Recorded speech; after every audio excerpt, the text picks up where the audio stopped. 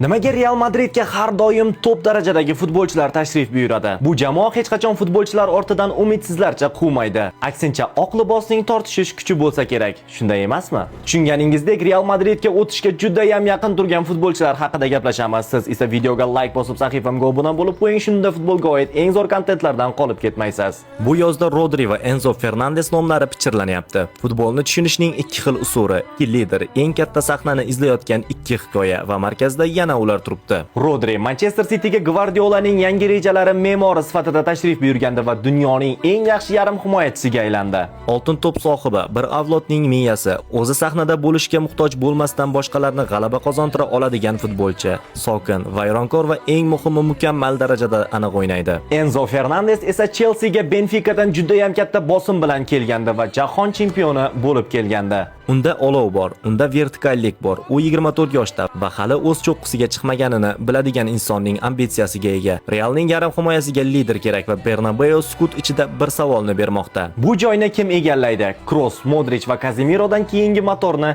kim ishga sola oladi? Rodri bu kafolat, hammasini yutgan va buni qanday qilishni aniq biladigan futbolchi. Enzo esa tavakkal variant. To'g'ri, muhitni topsa, afsonaga aylanishi mumkin bo'lgan futbolchi. Savol, ularning qaysi biri Realdagi muammolarni yopa oladi? Savol, Real hikoyasi bu ikki futbolchining qaysi biri bilan yozilishida. Endi sizga savol do'stim, cho'qqiga kim bilan birgalikda chiqqan ma'qul? Bu cho'qqini oldin zabt etgan Rodri bilanmi yoki Real Madrid bilan birgalikda haqiqiy vajohat bilan bu cho'qqini zabt etishni reja qilgan Enzo Fernandes bilanmi? Izohlarga albatta yozib qo'ying va obuna bo'lib qo'yishni aslo unutmang.